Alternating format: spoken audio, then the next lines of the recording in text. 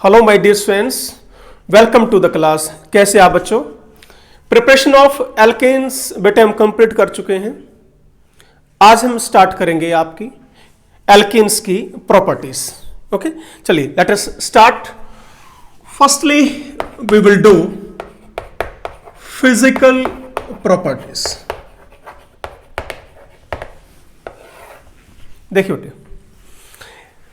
Fifth chapter के under आपने force of attractions पढ़ा था, van der Waal force of attractions, dipole dipole dipole induced dipole, ध्यान है ना?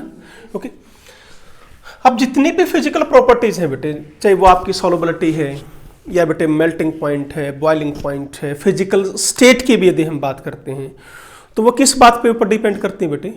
फोर्स ऑफ अट्रैक्शन के ऊपर डिपेंड करती है। ठीक है, तो एल्केन्स में सबसे पहले यदि मैं बात करता हूं बेटे किसकी? फोर्स ऑफ अट्रैक्शन की। जो इंटरमॉलिक्यूलर फोर्स ऑफ अट्रैक्शन कैसी है एल्केन्स में, यदि हम बेटे ये डिस्कस करेंगे। देखो, एल्केन्स में बेटे दो टाइप के एटम्स हैं, एक कार्बन है और एक हाइड्रोजन है। तो इनकी जो इलेक्ट्रोनेगेटिविटी है वो नियरली सेम है। यदि आप कार्बन की वैल्यू देखें बेटे, वो 2.3 है और हाइड्रोजन की बेटे 2.1 इलेक्ट्रोनेगेटिविटी है।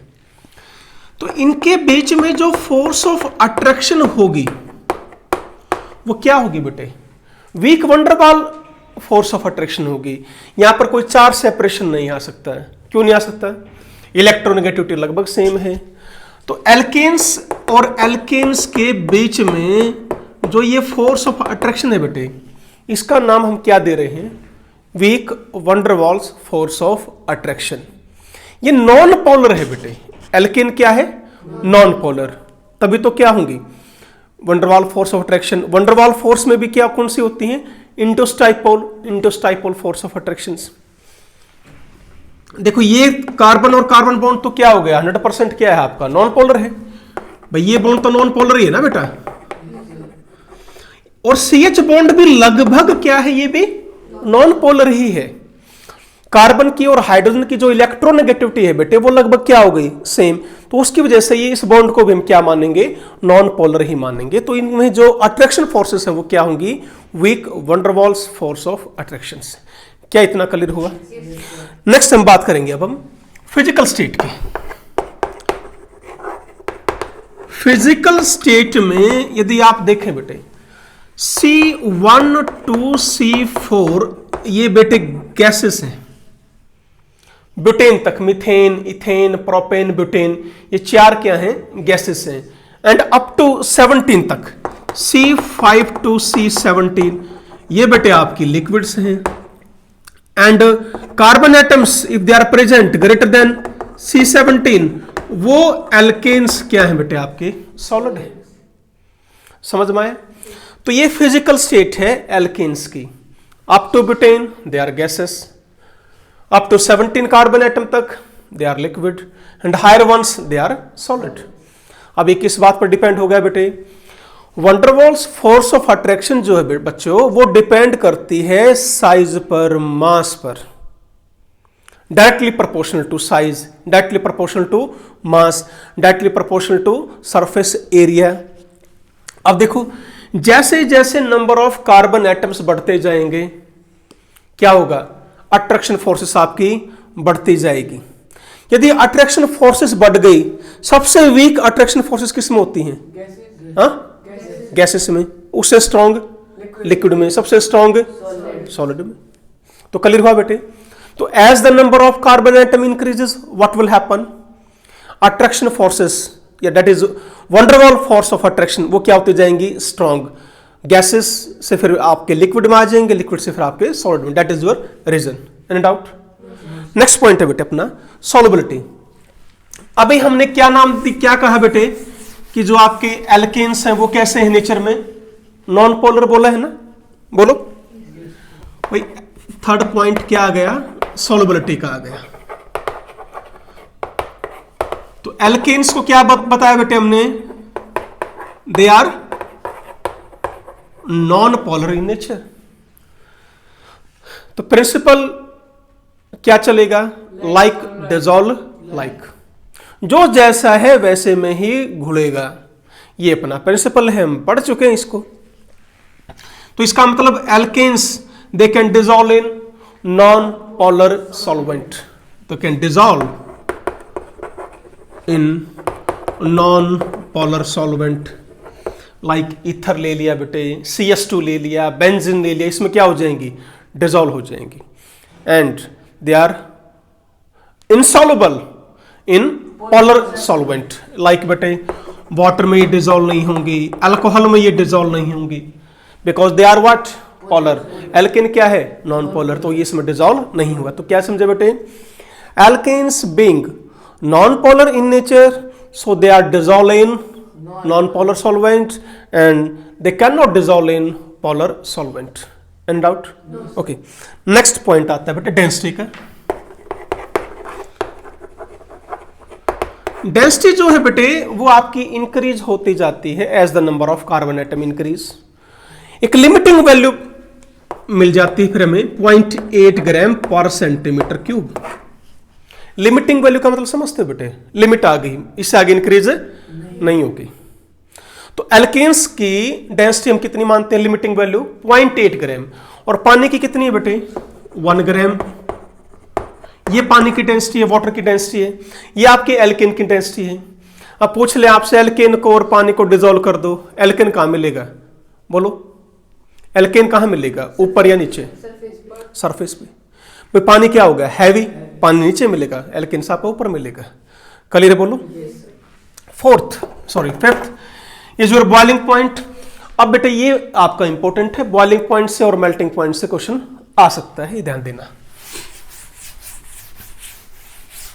बॉइलिंग पॉइंट में फिफ्थ है बेटे बॉइलिंग पॉइंट। अब यहां पर बेटे फोर्स ऑफ अट्रैक्शन कौन है, बोलो, this is weak van der Waals force of attraction, ये अट्रैक्शन वीक फोर्सेस है बेटे। अब बॉइलिंग पॉइंट डिपेंड किस पे करता है, दो मॉलिक्यूल के बीच में बेटे अट्रैक्शन फोर्सेस कितनी स्ट्रांग है उतना ज्यादा बॉइलिंग पॉइंट होगा। तो यहां पर इनका बॉइलिंग पॉइंट ऑब्वियसली कम ही होगा। तो ध्यान रखें, एल्केन्स का बॉइलिंग पॉइंट पूरी ऑर्गेनिक केमिस्ट्री में बेटे सबसे कम होता है, because they are non polar in nature, corresponding. ठीक है भाई, आपसे पूछ लिया इथेनॉल C2H5OH और इथेन किसका बॉइलिंग पॉइंट ज्यादा होगा, C2H5OH का, उसमें तो क्या है, हाइड्रोजन बॉन्डिंग आ गई। आपसे पूछ लिया C2H5Cl एंड C2H6, C2H5Cl का होगा, वो पोलर बन जाएगा। तो एल्केन्स क्या है बेटे आपके नॉन पोलर है नेचर में, इसलिए इनका जो बॉइलिंग पॉइंट होता है ना बेटे वो आपका लोएस्ट होता है। ठीक है ना। अब वंडरवॉल फोर्स है बेटे, तो ये वंडरवॉल फोर्स किस किस बात पे डिपेंड करती है बेटे, मैंने आपको करा चुका हूं, directly proportional to size, directly proportional to surface area, directly proportional to mass पे डायरेक्टली। ठीक है, बट इनवर्सली प्रोपोर्शनल टू क्या बेटे, ब्रांचिंग। आपसे पूछ लिया CH3 और CH4 एंड C2H6 पर मिथेन में और इथेन में बॉइलिंग पॉइंट ज्यादा किसका है, मिथेन और इथेन में बॉइलिंग पॉइंट ज्यादा किसका है, बोलो। कितना मुश्किल क्वेश्चन पूछ लिया, भयंकर मुश्किल क्वेश्चन। ये आइडिया नहीं लगा पा रहे हो कि इसमें बॉइलिंग पॉइंट ज्यादा किसका है? इतना टाइम लगेगा क्या इन क्वेश्चन को भी जवाब देने में? कार्बन ओनली 1, कार्बन 2, मास ज्यादा मास कम, नहीं समझ में आया। तो लोवेस्ट बॉइलिंग पॉइंट किसका होगा, मीथेन का। अब ये ध्यान रखो, पूरी ऑर्गेनिक केमिस्ट्री में सबसे कम बॉइलिंग पॉइंट बेटे मीथेन का। Any doubt? ओके, अब क्या कह रहा हूं बेटे, चलो ये तो बेटे हमें बात हुई मॉलिक्यूलर मास की भी, कि जिसका मॉलिक्यूलर मास ज्यादा उसका बॉइलिंग पॉइंट ज्यादा, क्योंकि उसमें वन डर वाल फोर्स ऑफ अट्रैक्शन स्ट्रॉन्ग हो जाएंगे। यदि मैं बात करता हूं, मैंने ले लिए पेंटेन के डेरिवेटिव्स,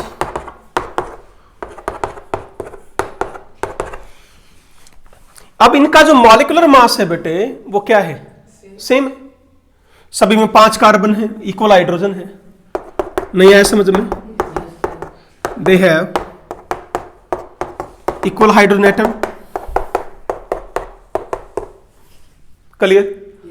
फॉर्मूला क्या है बेटे, दिस इज C5H12, हर एक का फॉर्मूला सेम है, इसका मतलब हर एक का मास भी सेम है। तो अब क्या करेंगे, ब्रांचिंग चेक करेंगे, जिसमें ज्यादा ब्रांचिंग आ गई उसका बॉइलिंग पॉइंट कम हो जाएगा। क्लियर हुआ है?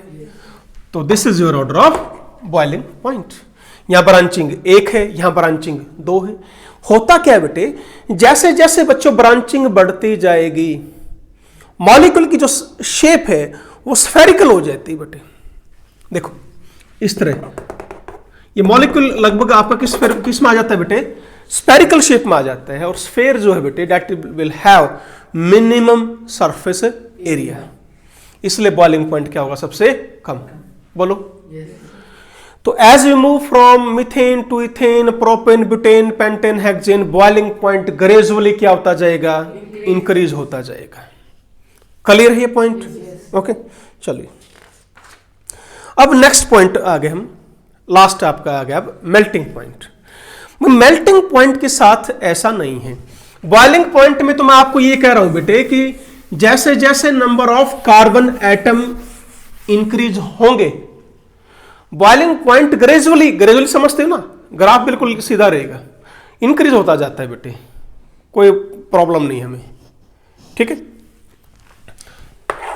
यानी ग्राफ आपका ये आता है बेटे, भाई ये नंबर ऑफ कार्बन एटम, ये boiling point, number of carbon atom boiling point, number of carbon atom boiling point, बात समझे? इंक्रीज होता जाएगा बॉइलिंग पॉइंट। मेल्टिंग पॉइंट में क्या है, इंक्रीज तो होता है पर कभी कम इंक्रीज, कभी ज्यादा इंक्रीज, कभी कम कभी ज्यादा, ये चीज आपको समझनी है अब, ठीक है? यदि मैं वैल्यूज लिखता हूं बेटे, ये वैल्यूज आपको याद नहीं करनी है, टेंशन मत लेना, याद नहीं करनी, पर मैं वैसे बता रहा हूं बेटे। जैसे मैंने एग्जांपल ले लिया प्रोपेन का, ब्यूटेन का, पेंटेन का और हेक्सेन का, ये 4 एग्जांपल ले लिए। यदि आप इनकी मेल्टिंग पॉइंट की वैल्यू देखो, ये बेटे 85.3, 130, ये केल्विन में बेटे boiling point, sorry melting point. तो this is your value of melting point. You can see जब आप प्रोपेन से ब्यूटेन की तरफ गई तो जो इंक्रीज हुआ है वो हुआ 49.3, यहां से इंक्रीज हुआ बेटे 8.7, ये इंक्रीज हुआ बेटे 35.7, बात समझे? 49.7 है बेटे, बोलो। from propane to butane 49.7। हाँ देखो C4H10, ठीक है?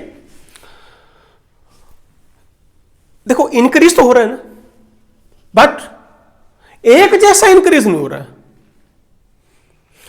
जब आप प्रोपेन से, अब प्रोपेन में कैसे कार्बन है, odd number of carbon atom. Butane में कैसे बेटे, इवन नंबर, फिर ऑड नंबर, फिर इवन नंबर। क्या लग रहा है आपको, जब आप ऑड से इवन की तरफ जा रहे हो इंक्रीज ज्यादा हुआ। देखो जब हम ऑड एल्केन से इवन एल्केन की तरफ गए इंक्रीज हुआ कितना, 49.3। जब आप इवन से ऑड की तरफ गए इंक्रीज हुआ 8.7, यानी कम। फिर ऑड से इवन की तरफ जा रहे हो, फिर ज्यादा, फिर कम। यदि आप नेक्स्ट वैल्यू देखो ना, चलिए नेक्स्ट भी है बेटे हेप्टेन की, यदि आप वैल्यू नोट करें तो ये है 182.4, यहां 3.4 का इंक्रीज। तो समझ गए बेटे, मैंने 4 एग्जांपल दे दिया आपको। यानी क्या एक्सपेरिमेंट से हमें क्या पता लगा, when we are moving from odd alkane to even increases more पर जब आप इवन से आउट की तरफ जाओगे इंक्रीजेज लेस। क्लियर हुआ? अब इसका हमने रीजन फाइंड आउट करना है कि ऐसा क्यों हो रहा है। इंक्रीज तो हुआ पर कम इंक्रीज क्यों हुआ, ज्यादा इंक्रीज क्यों हुआ। क्या होता क्या बेटे, ये है ब्यूटेन 1 2 3 4। क्लियर हुआ है? ऐसे ही पेंटेन, ऐसे ही हेक्सेन। क्लियर हुआ बेटे? This is 1 2 3 4 5 1 2 3 4 5 6।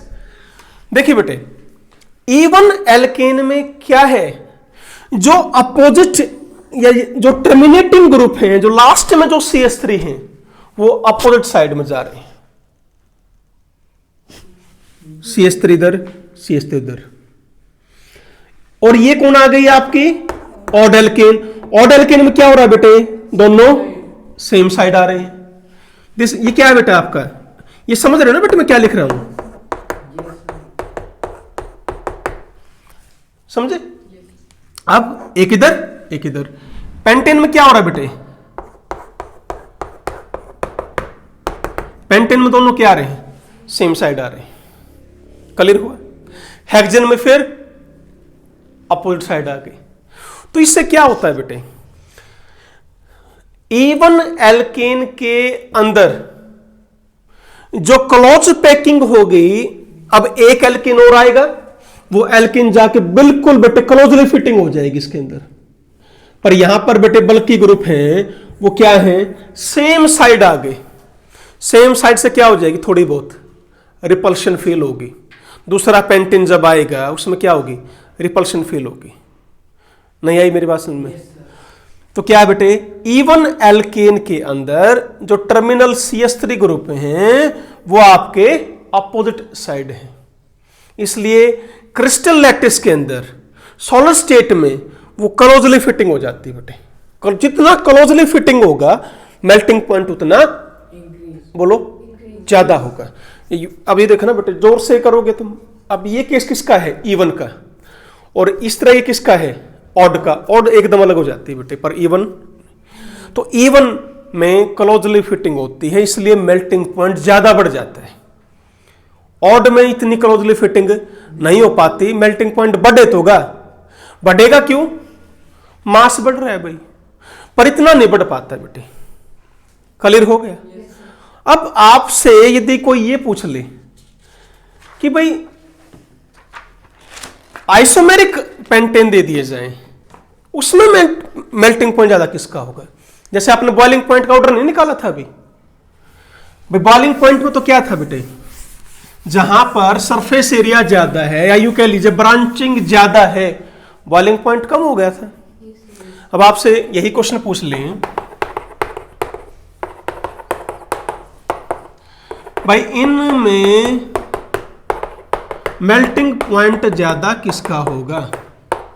बेटे मेल्टिंग पॉइंट जितनी सिमिट्री होती है ना, सिमिट्री जितनी ज्यादा होगी उतना मेल्टिंग पॉइंट ज्यादा होता है। इस चीज का ध्यान रखें। आपसे क्वेश्चन पूछ लिया इन तीनों में मेल्टिंग पॉइंट, बॉइलिंग पॉइंट नहीं। यदि आप बॉइलिंग पॉइंट ऑर्डर देखो तो क्या होगा, ये फर्स्ट है, ये सेकंड, ये थर्ड, तीन दे रखे हैं, first second third. This is your order of boiling point. Branching सबसे ज्यादा, बॉइलिंग पॉइंट सबसे कम। अब किसका ऑर्डर पूछना है हमने, मेल्टिंग पॉइंट का। मेल्टिंग पॉइंट है सबसे ज्यादा थर्ड का बेटे, फिर है बेटा सेकंड का, फिर है फर्स्ट का। ओके बेटे, फर्स्ट बेटे, first then second, this is your order of melting point. अब क्या रीजन इसके पीछे, क्या करो, यहां ना तो ब्रांचिंग ज्यादा होती तो यही ऑर्डर देते। ब्रांचिंग बेटे मान लो ब्रांचिंग बढ़ने से, हम मानते हैं ब्रांचिंग बढ़ने से मेल्टिंग पॉइंट बढ़ गया, तो सब ज्यादा इसका बोलते ना, फिर इसका बोलते, फिर इसका बोलते। वो भी ऑर्डर नहीं है ना, तो 1 2 3 ऑर्डर है, ना 3 2 1 ऑर्डर है। ऑर्डर तो क्या कह रहे हैं, 3 1 2। क्या है बेटे इसमें, अब ये पॉइंट अब क्या है, आपको हर एक का H रिप्लेस करना है। ये मैंने आपको स्ट्रक्चरल आइसोमेरिज्म में पढ़ाया था, याद करो। एक H हटा के एक Cl, 1 क्लोरोपेंटेन, 2 क्लोरोपेंटेन, 3 क्लोरोपेंटेन, याद आ रहा है। नेक्स्ट लेक्चर यही है, चिंता ना करो, आज डिटेल से कराऊंगा इसको मैं। तो इसमें मुझे 3 प्रोडक्ट्स नहीं मिलेंगे बेटे, नहीं समझ में आया तुम्हें? भाई यहां से ये लगा सकता हूं 1 क्लोरोपेंटेन, यहां लगा दूंगा तो 2 क्लोरोपेंटेन, यहां लगा दूंगा तो 3 क्लोरोपेंटेन, यहां लगाऊंगा तो 2 क्लोरोपेंटेन, यहां लगाऊंगा तो 1 क्लोरो, यानी कितने प्रोडक्ट बने? 3। स्ट्रक्चरल आइसोमेरिज्म में मैंने कराया था बेटा आपको, ये देगा आपको टोटल 4, फाइंड आउट कर लेना अपने आप, और ये देगा सिर्फ 1। कहीं लगाओ, बात एक ही है,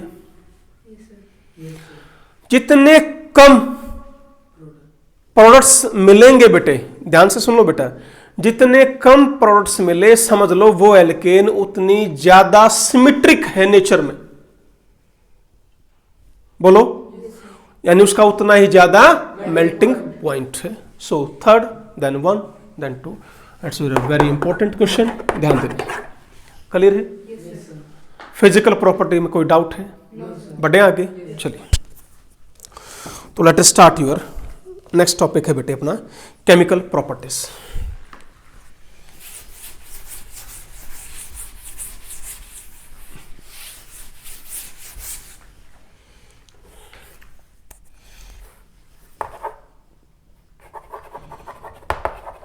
केमिकल प्रॉपर्टीज, इनको बड़ा ध्यान से समझना बेटे। अब आपके मैकेनिज्म भी शुरू हो गए हैं, है ना? कुछ तो हमने किए थे बेटे मेथड ऑफ प्रिपरेशन में, वो जनरल मैकेनिज्म थे, जो हमने टाइप्स ऑफ ऑर्गेनिक रिएक्शंस नहीं की थी, सब्स्टिट्यूशन, एडिशन, एलिमिनेशन। आज से अब वो मैकेनिज्म शुरू हो जाएंगे आपके, ठीक है? ध्यान से करना। आइए दोबारा एल्केन्स पर, मैंने इथेन ले लिया, चलो। एल्केन्स में अभी हमने बताया कि जो बॉन्ड है ये तो पक्का क्या है, नॉन पोलर है, ये भी लगभग नॉन पोलर मान रखा है हमने। क्लियर बेटे? अब इसका मतलब यदि मैं बात करता हूं सबसे पहले, भाई डबल बॉन्ड या ट्रिपल बॉन्ड नहीं है एल्केन में, है नहीं वो, तो इट मीन्स व्हाट बेटे? Addition reactions can not takes place, उनका तो सवाल ही पैदा नहीं होता है। एडिशन रिएक्शंस होती कहां है? जहां पाई बॉन्ड होगा, और पाई बॉन्ड किस में होगा बेटे? डबल बॉन्ड में या ट्रिपल बॉन्ड में। तो ना यहां डबल बॉन्ड है ना यहां ट्रिपल बॉन्ड है, तो एडिशन रिएक्शंस भूल जाओ। 3 टाइप की रिएक्शंस कराई थी, एडिशन, सब्स्टिट्यूशन, एलिमिनेशन। एक को तुमने क्रॉस कर दिया, आगे बढ़ते हैं। एलिमिनेशन, कोई खास ग्रुप भी नहीं है एलिमिनेट करने के लिए, तो एलिमिनेशन रिएक्शंस का भी सवाल नहीं है। हाँ, हाइड्रोजन बाहर निकाल सकते हैं बहुत मुश्किल से। क्यों? इथेन से इथेन बनाओगे, इथेन से इथेन बनाओगे, स्टेबिलिटी घटाओगे तुम, न कि बढ़ाओगे। बात समझ आई ना? जब मेथड ऑफ प्रिपरेशन मैंने क्या बताया था बेटे, जब आप इथेन से इथेन बना रहे हो तो क्या बताया था मैंने कि ये रिएक्शन आपकी एक्सोथर्मिक थी। क्यों थी बेटे? एक पाई बॉन्ड तोड़ा, 2 ने सिग्मा बॉन्ड बनाई, एनर्जी रिलीज हो गई, और एनर्जी जहां रिलीज होती है बेटे स्टेबिलिटी बढ़ती है। क्लियर है? ओके। वापिस H2 निकालोगे तो ये बनेगा। 2 बॉन्ड तोड़ रहे हो, बना 1 रहे हो, थोड़ा सा मुश्किल टास्क हो गया। तो यदि आपने हाइड्रोजन बाहर निकाल दी तो कौन सी रिएक्शन बोलोगे? एलिमिनेशन। तो एलिमिनेशन भी मुश्किल है। तो हमने पहली बात तो किसका स्कोप कम किया, बोलो? Addition cut. नेक्स्ट एलिमिनेशन भी कट कर दी भाई, हमने कर दी ना। अब आगे बढ़ते हैं, कौन बच गई उस तरफ? एक, ओनली सब्स्टिट्यूशन। अब सब्स्टिट्यूशन 3 टाइप की थी, nucleophilic substitution, electrophilic substitution and free radical substitution. बेटे यहां पर इलेक्ट्रोफिलिक सब्स्टिट्यूशन रिएक्शन भी नहीं हो सकती, न्यूक्लियोफिलिक सब्स्टिट्यूशन रिएक्शंस भी नहीं हो सकती, उनमें से 2 कट कर दी। इलेक्ट्रोफाइल को कौन सा चार्ज चाहिए? पॉजिटिव, नहीं बेटे, इलेक्ट्रोफाइल पर हो तब पॉजिटिव है, इसको चाहिए कैसा charge? Negative, negative. Negative nucleophile पर क्या चार्ज है? नेगेटिव। इलेक्ट्रोफाइल पर पॉजिटिव। तो न्यूक्लियोफाइल को कैसा चार्ज चाहिए? पॉजिटिव, अब एल्केन पर ना तो पॉजिटिव चार्ज है ना नेगेटिव चार्ज है, ना इसके पास इलेक्ट्रोफाइल अटैक कर सकता, ना इसके ऊपर न्यूक्लियोफाइल अटैक कर सकता, तो हमने ये भी कट कर दी। अब बेटा ले देकर एक रिएक्शन बच गई, कौन सी? Free radical substitution reaction. देखो वो तो कर लेना बेटे, है ना। तो एक ही स्कोप है अब इसका, क्या बेटे? Free radical substitution reactions. अब आपसे पूछ लें कि सिर्फ यही रिएक्शन क्यों पॉसिबल है, तो can you explain it? Addition, वाइन बता दोगे? एलिमिनेशन मुश्किल है, ये भी नहीं होगी, ये भी नहीं होगी, सिर्फ और सिर्फ क्या है बेटे? Free radical substitution reaction. इसीलिए my dear students, complete organic chemistry में एल्केन की रिएक्टिविटी सबसे कम है बेटे। एल्केन्स की रिएक्टिविटी सबसे कम होगी। बात समझ में आ गई? एल्कीन में कौन सा बॉन्ड आ गया? पाई बॉन्ड, इजिली टूट जाएगा। एल्काइन में भी पाई बॉन्ड आ गया, वहां भी इजिली टूट जाएगा। एल्कीन में ऐसा कुछ है ही नहीं। बोलो, आगे फंक्शनल ग्रुप आएंगे, अल्कोहल, फिनोल, वो अलग चीज है। तो ध्यान रखो बेटे, कंप्लीट ऑर्गेनिक केमिस्ट्री में जितने भी फंक्शनल ग्रुप हैं, सबसे कम रिएक्टिविटी बेटे आपकी एल्केन्स की है। इसीलिए एल्केन्स को हम पैराफिन्स बोलते हैं। एक वर्ड आता है बेटे, paraffins, and it is a Latin word है पैराफिन्स, पता है? ओके, इसका मतलब होता है बेटे लिटिल एफिनिटी, लिटिल रिएक्टिविटी, कम रिएक्टिविटी, पैराफिन्स बोलते हैं। तो अब हम क्या पढ़ने जा रहे हैं, समझ में आ गया आपको? तो एल्केन्स में सिर्फ कौन सी रिएक्शन है? Free radical substitution reactions. आज से बेटे हम वो स्टार्ट करेंगे, ठीक है? चलिए, ओके माय डियर स्टूडेंट्स, अब जो रिएक्शंस मैं शुरू करने जा रहा हूं बेटे बहुत इंपॉर्टेंट है, मैकेनिज्म इंपॉर्टेंट है, मैकेनिज्म करना है, सिलेबस में है, क्लियर है? प्रिपरेशन में मैंने थोड़ा अवॉइड करा दिया था आपको कि कोई खास जरूरत नहीं है मैकेनिज्म की। वॉफ किस्नर का आप छोड़ के चल सकते हो, कलीमनसन का आप छोड़ के चल सकते हो बेटे, कोई इतनी जरूरत नहीं है, ठीक है? कॉप्स इलेक्ट्रोलाइसिस का इतना मुश्किल है नहीं, उसमें कुछ मैकेनिज्म ही नहीं था, ठीक है ना? वुड्स रिएक्शन का भी मान लो कोई जरूरत नहीं है, छोड़ के चल सकते हो आप आगे, इतनी जरूरत नहीं वहां मैकेनिज्म की। पर इसका मैकेनिज्म इंपॉर्टेंट है, करना है, 12th बोर्ड सिलेबस में भी है, 11th में भी है। ओके बेटे, अब ये जो रिएक्शन शुरू करेंगे ये आपकी किस में है? 12th के अंदर आएगी, ठीक है? तो फर्स्ट रिएक्शन अब हम करने जा रहे हैं बेटे, कौन कौन सी रिएक्शन अब पढ़ेंगे हम? Free radical substitution reactions, oxidation reactions पढ़ेंगे, फिर पायरोलाइसिस रिएक्शन पढ़ेंगे। काफी सारी रिएक्शंस हैं, तोड़ सकते हैं, इसकी ऑक्सीडेशन करेंगे तो क्या बनेगा, पर सबसे इंपॉर्टेंट कौन सी हैं? Free radical substitution reactions. Okay, चलिए बेटे, तो टाइप फर्स्ट में आज हम पढ़ेंगे free radical substitution reaction. Very important reactions हैं बेटे। देखो एक बात, फ्री रेडिकल सब्स्टिट्यूशन रिएक्शंस होंगी किसकी प्रेजेंस में, ये मैं आपको ऑलरेडी बता चुका हूं, बोलो याद है?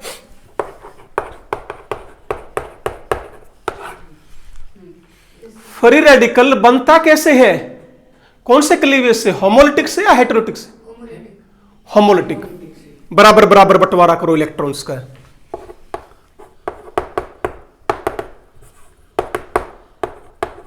एयू।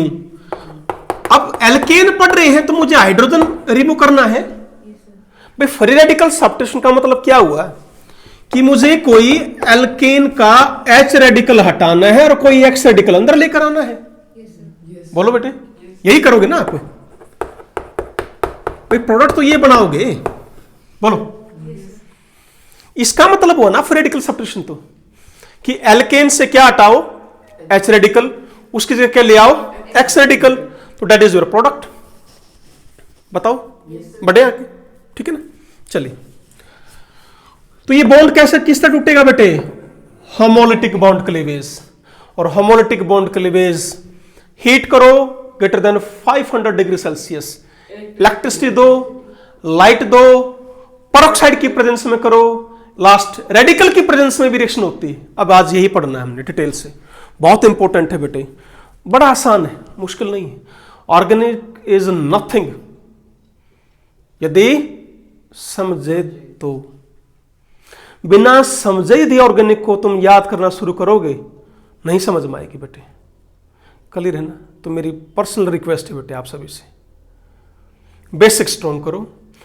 जो अब जीओसी जो हमने किया है वो समझ में आ गया तो बेटे कुछ भी नहीं है, ठीक है ना।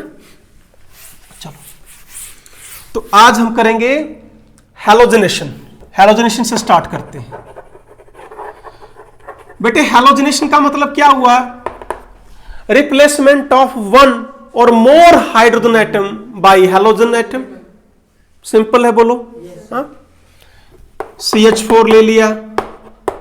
अब सबसे पहला एग्जांपल मैंने ले लिया क्लोरीनेशन। क्लोरीनेशन पूछ लिया, क्या होगी क्लोरीनेशन? रिप्लेस करो हाइड्रोजन को किससे? क्लोरीन को। ब्रोमिनेशन, ब्रोमीन से। आयोडीनेशन, आयोडीन से। फ्लोरीनेशन, फ्लोरीन से। यही बोलेंगे ना। चलिए बेटे, अब मैंने ले लिया बेटा ये लो क्लोरीनेशन की, in the presence of light कर दिया। एक बात ध्यान कर लो, जहां भी ये लिखा मिल जाए ना HNO, समझ लो वो फ्री रेडिकल रिएक्शन है। बस HNO जहां भी लिखा मिल जाए फ्री रेडिकल रिएक्शन है बेटे, ठीक है। दूसरी बात क्या ध्यान देनी है, फ्री रेडिकल जो रिएक्शन है हमेशा कहां होगी? sp3 कार्बन एटम पर होगी। फ्री रेडिकल सब्स्टिट्यूशन रिएक्शन हमेशा कहां होगी? sp3 कार्बन एटम पर होगी। वो चाहे एल्कीन के अंदर हो वो कार्बन एटम, बेशक। नहीं समझ में आया ना बेटे जी? मान लो तुमसे ये पूछ लिया, कराऊंगा इसको आगे डिटेल से। अब यहां देखो क्या sp3 कार्बन है, ये तो एल्केन है प्योर। इसको बाद में करते हैं, यहां जो पहले ये लो बेटा, एक इस तरह करें Cl2, HCl बाहर, Cl अंदर, माइनस HCl। बोलो एक Cl2 की और रिएक्शन करवाओ, क्या होगा? This H replace by one Cl and product is what? Cl Cl H H, फिर Cl2, फिर 3 Cl लग गए, फिर Cl2, फिर 4 Cl लग गए। आया क्या समझ में बेटे? बोलो, क्लियर है ना। तो हम इस रिएक्शन को बेटे, ये नहीं है कि आप यहां तक रोक दोगे। It is very difficult to stop this reaction up to first stage, ये ध्यान रखना। ये भी मिलेगा, ये भी मिलेगा, ये मिक्सचर मिलेगा आपको, सारा का सारा मिक्सचर मिलेगा। अब बेटे 12th में एक चैप्टर है अपना एल्काइल हैलाइड, बताया था मैंने फर्स्ट लेक्चर में, पढ़ेंगे। एल्काइल हैलाइड क्या है? ये है आपकी एल्काइल हैलाइड, एक एल्काइल ग्रुप और एक halide. This is not alkyl halide, this is not. एक हाइड्रोजन रिमूव करना है, एक क्लोरीन, ब्रोमीन, आयोडीन वगैरह वगैरह से, that is called your alkyl halide. Question आ गया कि मुझे एल्काइल हैलाइड की प्रिपरेशन करनी है, मान लो इसकी प्रिपरेशन करनी है, क्या ये मैं मेथड फॉलो करूं? आंसर हम क्या देंगे? जी नहीं, हम ये मेथड फॉलो नहीं करेंगे। रीजन क्या बेटे? मिक्सचर मिला, बहुत सारी चीज मिल गई, डिफिकल्ट है सेपरेट करना। एक बात फिर ध्यान सुन लो, आज जिस भी रिएक्शन में मिक्सचर मिल गया वो अपने लिए अच्छा मेथड नहीं है। भाई मैं बनाना चाहता हूं सिर्फ CH3Cl, तो ऐसा ही मेथड फॉलो करूंगा ना जो सिर्फ और सिर्फ क्या दे? CH3Cl ही दे। फालतू क्यों बनाऊंगा भाई मैं? क्योंकि एक काम बढ़ गया, किसका काम? सेपरेट करने का काम बढ़ गया। क्यों करूंगा भाई मैं सेपरेट? तो या यूं लगा लो वो मेथड में फॉलो ही नहीं करूंगा। जिसमें हमें सेपरेशन की प्रॉब्लम आ जाए वो मेथड क्यों फॉलो करें हम तो ऐसा मेथड फॉलो करेंगे जिसमें सिर्फ और सिर्फ सिंगल टाइप का प्रोडक्ट मिले। क्लियर है? तो बेटा ये कोई अच्छा मेथड नहीं है बनाने के लिए, पहली बात तो क्वेश्चन आ जाए तो। दूसरी बात आपसे ये पूछ लें कि भाई मुझे CH3Cl बनाना है और इस मेथड से बनाना है, तो क्या किया जाए कि ज्यादा ज्यादा ये बने? क्वेश्चन समझ में आ गया? पहला क्वेश्चन तो क्या है? फर्स्ट क्वेश्चन क्या बोला मैंने कि भाई ये जो मेथड है, it is not a good method for the preparation of alkyl halide. Reason is what? Here we are getting mixture of halo alkanes या mixture of products. So there is these are difficult to separate them. So it is not a good method. But now we want to prepare CH3Cl by this method. Yes, sir. Now in this circumstances what we do? क्या करें हम इसमें? सुनो बेटे, ध्यान से समझना इस चीज को। बेटे यदि मैं ये एक्सेस में ले लेता हूं, बहुत सारी अमाउंट में ले लिया, मैंने ये लिए 100 मॉलिक्यूल। अब इसको ऐसे समझना, ये लिए 10 मॉलिक्यूल, Cl2 के लिए 10, इसके लिए 100। सुनो ध्यान से, एक CH4 एक Cl2 से रिएक्शन कर गया बेटे। तो ये कितने बचे अब? 99। और ये कितना बचा? 9। नहीं समझ में आया? ये कितना बना बोलो? 1। नहीं आया समझ में? जब एक CH4 एक मॉलिक्यूल CH4 का एक मॉलिक्यूल Cl2 से रिएक्शन करता है तो एक क्या बनता है? नहीं समझे? बोलो। मैंने कितने लिए थे? ये 100। ये कितने लिए थे? 10। ये है रिमेनिंग अमाउंट जो बच गई। मुझे बस एक बात बताओ, ध्यान से सोचो बेटे जी, ये कब बनेगा? आगे वाला कब बनेगा? जब ये Cl2 इस पर अटैक करेगा।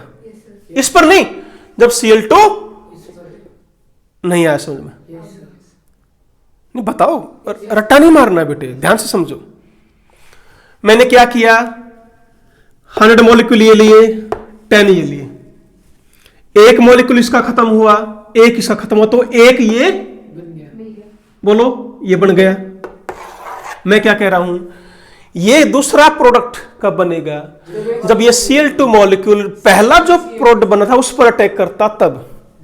अब ये कितने मेरे पास? सिर्फ एक। मीथेन कितने पड़े हैं? 99। पॉसिबिलिटी क्या है? Cl2 किस पर अटैक करेगा? इस एक पर, इस 99 पर?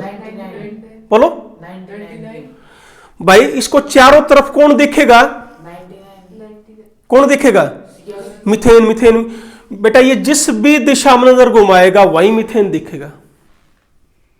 वो एक CH3Cl तो वो कहीं कोने में दुबका हुआ बैठा मिलेगा। तो क्लोरीन फिर अटैक कर दिया किसके ऊपर? CH4 पर। दोबारा फिर क्या बन जाएगा? ये क्लोरीन बच गए 8, मीथेन बच गए 98, ये बने 2 भी दुब के रहेंगे, वो तो 98, ये बेचारे 2। अब Cl2 फिर किसके ऊपर अटैक करेगा? CH4 के ऊपर। फिर क्या बना? CH3Cl। कुछ समझ में आया या नहीं आया? यदि आप ये एक्सेस में लेंगे तो ये ज्यादा बनेगा, बस ध्यान रखना। ये एक्सेस में ले लिया तो ये ज्यादा बनेंगे। उल्टा कर दिया भाई, ये 10 ले लिए, ये 100 ले लिए।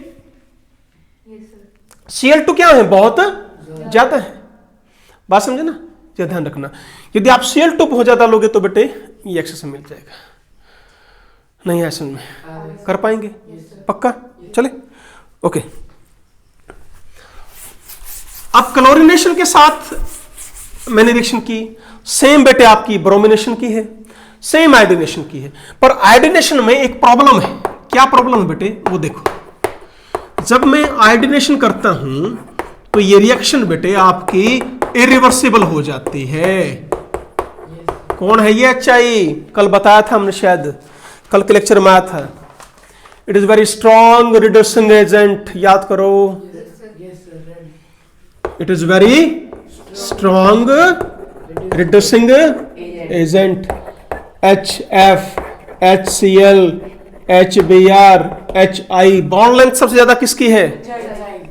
तुरंत टूट जाएगा, तुरंत आपको क्या दे देगा? हाइड्रोजन। वो हाइड्रोजन क्या करेगा? अब इसकी रिडक्शन कर देगा। एल्केन की प्रिपरेशन में किया था आपने ये? नहीं आया ध्यान?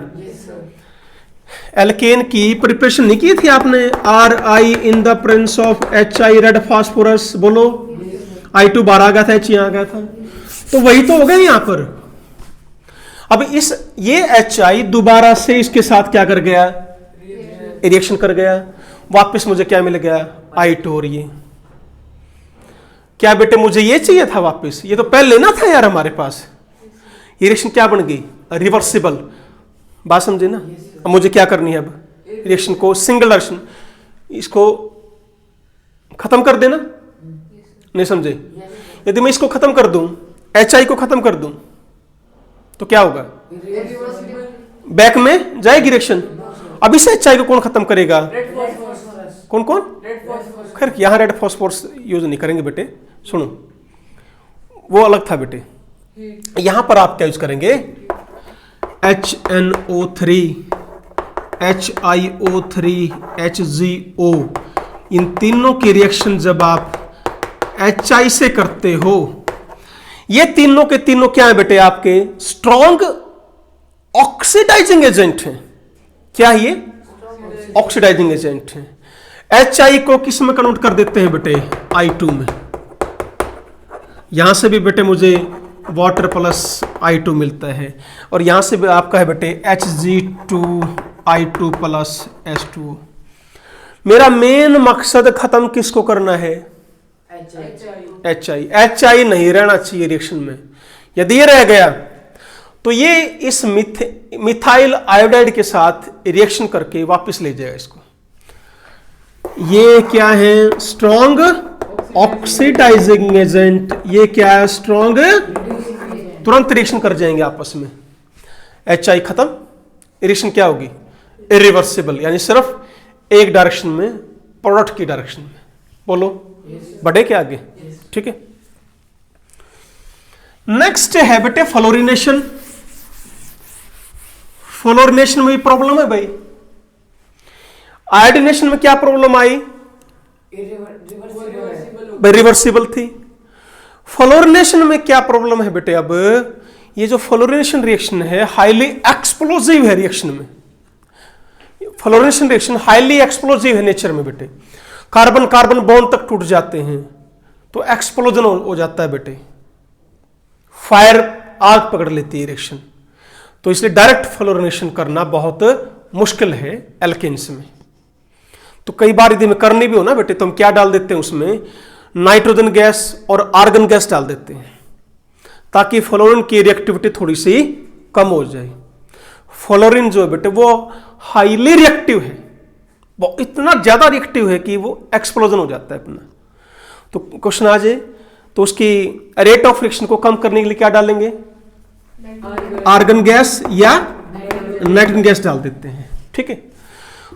अब बेटे सुनो, आपसे पूछें कि मुझे ये बनाना था, क्या ये अच्छा मेथड है, नहीं, क्या कहोगे, हाईली एक्सप्लोजिव है, आग पकड़ लेगी रिएक्शन, तो that is not a good method. पर क्वेश्चन आ गया भाई मुझे तो ये बनाना है, फिर कौन सा मेथड फॉलो करूं, है ना। फिर हम क्या करते हैं बेटे, मेटल फ्लोराइड लेते हैं, RCl के साथ बेटे AgF की रिएक्शन कर दो, SbF3 की रिएक्शन कर दो, Hg2F2 की रिएक्शन कर दो, या COF3 की रिएक्शन कर दो। ये क्या बेटे, मेटल फ्लोराइड, मेटल फ्लोराइड, एक मेटल है दूसरा फ्लोरीन। क्या होगा, ये RCl या RBr में से ये Cl या Br हट के क्या आ जाएगा बेटे, Cl हट के क्या आ गया, फ्लोरीन आ गया बस। तो क्या बना लिया हमने, एल्काइल फ्लोराइड। नहीं समझे क्वेश्चन क्या था, क्लियर हुआ कि मुझे एल्काइल फ्लोराइड बनाना है। क्या मैं एल्केन की फ्लोरिनेशन कर लूं, क्या कहोगे, नहीं, it is very highly explosive reaction, तो ये मेथड फॉलो नहीं करना है। तो ये दूसरा मेथड है बेटे, इसके लिए एल्केन नहीं लिया हमने, देखो पहले क्या लिया है, RCl, alkyl chloride, alkyl bromide. उसकी रिएक्शन किससे करा दी, मेटल फ्लोराइड के साथ। तो यहां से Cl या Br हट के क्या आ जाएगा, फ्लोरीन। ये रिएक्शन कौन सी है बेटे, स्वार्ट्ज रिएक्शन है बेटे। ओके, क्लियर हुआ। तो ये बेटे चारों मैंने आपको बताया, ठीक है। तो अब एक बार मैकेनिज्म कर लो, थोड़ी सी 5-7 मिनट का ही है। मैकेनिज्म समझते हैं कि मैकेनिज्म में क्या होगा। सबसे पहले है बेटे चेन इनिशिएशन स्टेप। चेन को स्टार्ट कौन करेगा, रिएक्शन को स्टार्ट कौन करेगा। मेरे पास हमने किसका पढ़ना है बेटे, ये नहीं की थी सबसे पहली CH3Cl फिर CH2Cl2 लास्ट, ध्यान है नहीं है? ओके तो क्या है बेटे मेरे पास क्लोरीन, क्या होगा, टूट जाएगा, क्या मिले मुझे, 2 क्लोरीन रेडिकल। क्लियर हुआ? ठीक है बेटे। अब आएगा चेन प्रोपगेशन स्टेप। बेटे प्रोपगेशन क्या होता है, आगे बढ़ो, प्रोपेगेट करो। इसने क्या काम करा, शुरुआत करने का, अब आगे बढ़ना है हमें। अब ये Cl रेडिकल कहां टेक करेगा भाई, Cl को कौन दिखेगा, आस पड़ोस में कौन दिख रहा है, और मीथेन, सबसे पहले मीथेन दिखा ना, तो मीथेन के साथ इसने रिएक्शन करी, मीथेन का क्लीवेज हुआ, यहां से इसने क्या छीन लिया, H रेडिकल, क्या मिल गया मुझे, एल्काइल फ्री रेडिकल। अब आप कहोगे सर ये Cl कार्बन से क्यों नहीं जुड़ा, भाई इसके प्रोडक्ट ये नहीं बन सकते थे क्या, CH3Cl और जमा H रेडिकल, बोलो हाँ है ना भाई। Cl रेडिकल इसी के साथ क्यों जुड़ा, ये Cl इसके साथ क्यों नहीं जुड़ा। H और Cl का जो बॉन्ड बनता है बहुत ही स्ट्रॉन्ग बॉन्ड है बेटे, वो बात समझ गई। हाइड्रोजन सबसे छोटा, बिल्कुल क्लियर हुआ। यानी इसका बॉन्ड क्या बनेगा बेटे, बोलो स्ट्रॉन्ग बॉन्ड बनेगा, इस चीज का ध्यान रखना। इसलिए क्या प्रेफर करेगा, जो स्ट्रॉन्ग बॉन्ड बनाएंगे इसके साथ, बोलो बेटे। अब ये बना CH3 free radical, this is what, alkyl free radical, बोलो। अब इस रिएक्शन में रिएक्टिव इंटरमीडिएट कौन आ गया, फ्री रेडिकल, ये रहा। अब इसके ऊपर कौन अटैक करेगा, देखो यहां से क्या ले लिया इसने, Cl, क्या बन गया पहला प्रोडक्ट, CH3Cl, नहीं आया समझ में, बोलो। ये clear, first step. Second step clear. Third में क्या बेटे, अब इस CH3 रेडिकल पर कौन अटैक करेगा, Cl2, वहां से क्या छीन लेगा ये, Cl रेडिकल, पहला प्रोडक्ट बन गया CH3Cl जमा Cl रेडिकल। आगे बढ़े, अब दोबारा फिर Cl रेडिकल अटैक करेगा, किसके ऊपर, इसी के ऊपर। देखो Cl रेडिकल ने कहां अटैक किया था, CH4 पर, तब क्या बना था, अब Cl रेडिकल दोबारा किस पर अटैक करेगा, इसी के ऊपर, तब बनेगा क्या, CH2Cl2। समझते रहना एक बार, बोलो। बताओ समझ में आ रहा है नहीं, प्लस HCl, अब इस पर कौन अटैक करेगा, इस पर पहले किसने अटैक करा, फिर किसने, फिर अब फिर 4 बार रिपीट होगा, बस मारना ही नहीं, रट्टा थोड़ा मारेंगे हम, प्लस Cl2,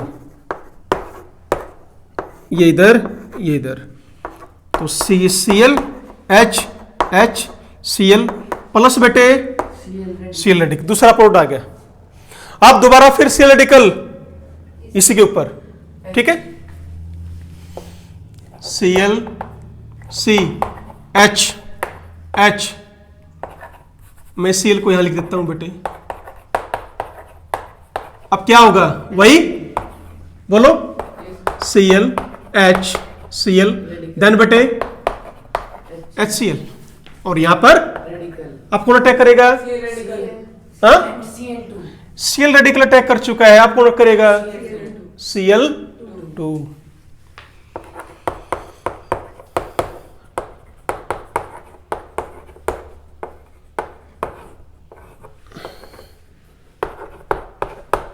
HCl Cl। अब ये Cl रेडिकल किस पे अटैक करेगा?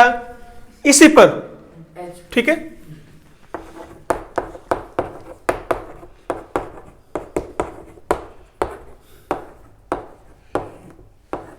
तो ये रिएक्शन आपकी चलती रहेगी बेटे। अब इस पर कौन अटैक करेगा?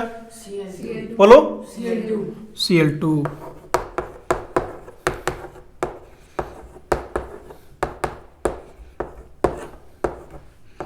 तो बन गया फाइनली प्रोडक्ट अपना। हाँ बेटे, आप इन 8 स्टेप में एक बात देखो ध्यान से बेटे, कहीं भी 2 रेडिकल कंबाइन नहीं हुए।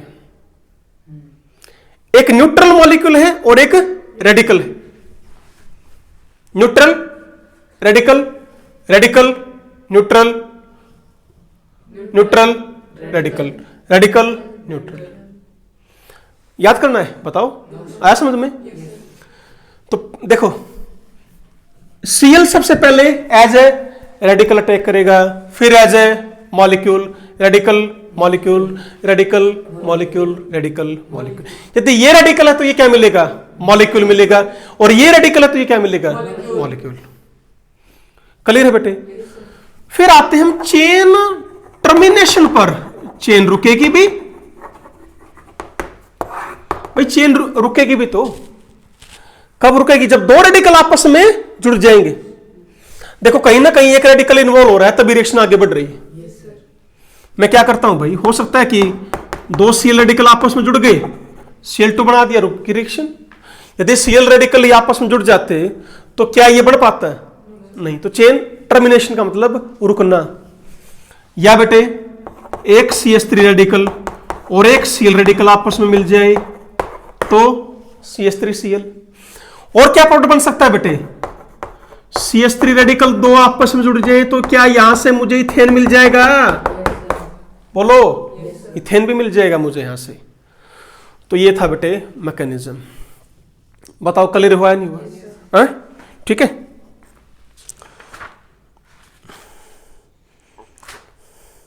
चलो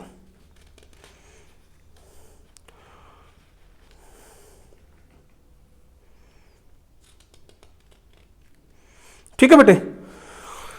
तो फर्स्ट रिएक्शन जो मैंने कराई उसका मैकेनिज्म क्लियर। कोई भी डाउट हो तो आप मेरे को बता दो इसमें, पक्का? चलो बाकी बेटे कल करेंगे।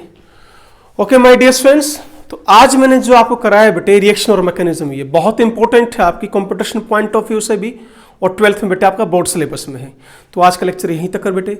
आगे नेक्स्ट लेक्चर में इसी रिएक्शंस को मैं आगे बढ़ाऊंगा। नेक्स्ट पूरा लेक्चर भी इसी रिएक्शन पर बेस है बेटे, ठीक है। Thank you very much. Always be happy, be healthy. Thank you बेटे, थैंक यू।